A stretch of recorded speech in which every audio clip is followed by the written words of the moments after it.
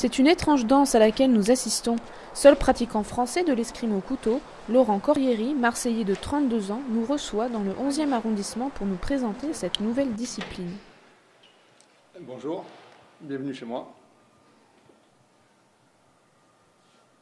Donc voilà, je vais vous présenter différents types de couteaux. Comme ça on voit bien un petit peu le panel dans la tradition. Donc on part de la tradition du couteau. Donc c'est un couteau tout à fait traditionnel.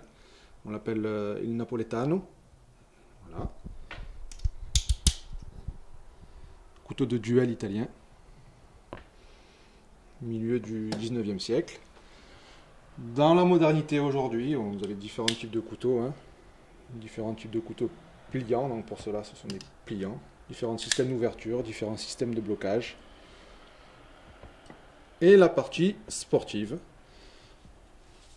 Voilà, des couteaux en aluminium avec des protections, bien sûr adaptés pour la pratique de ce sport, et avec des protections plus légères, et bien sûr un couteau plus léger, de la mousse que l'on retrouve au knife fencing par exemple. Le knife fencing, c'est la pratique sportive du couteau. Très proche de l'escrime classique à laquelle on emprunte l'équipement, l'escrime au couteau a aussi une partie de son identité rattachée aux arts martiaux puisqu'il est possible d'utiliser le bras non armé ainsi que les pieds. Laurent Corrieri a récemment gagné la première compétition du genre en Italie, des débuts prometteurs pour le Marseillais qui avait tout de même déjà quelques bases avant de se mettre au knife fencing.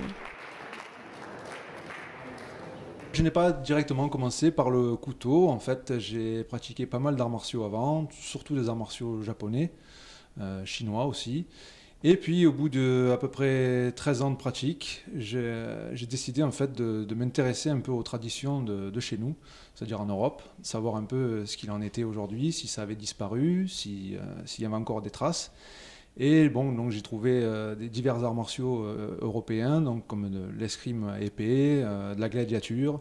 Et en poussant un peu la recherche, je me suis aperçu aussi que le couteau n'avait pas disparu. Alors c'est sûr que c'est un peu moins noble que l'épée, mais les traditions sont toujours là. Et j'ai décidé de me lancer dans cette aventure après la rencontre de mon maître d'armes. Et ça s'est opéré il y a 4 ans de ça, à peu près. Et donc après avoir passé en quelque sorte un examen de passage, il m'a demandé si je voulais bien rentrer dans le club et ainsi démarrer une formation instructeur. Et donc me voilà parti pour cette aventure depuis quelques années. Et j'essaie aujourd'hui du mieux possible de représenter donc mon école et les traditions aussi et le sport. Donc après la théorie, place à la pratique. Donc suivez-moi, je vous montre un peu de quoi il en retourne.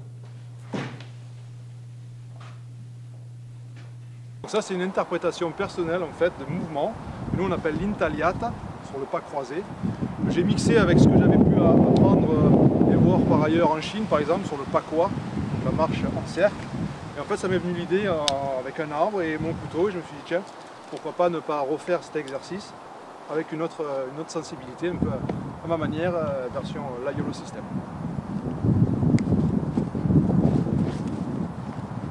Pour la suite de son aventure dans le knife fencing, Laurent Corrieri ne rêve pas d'une grande carrière personnelle.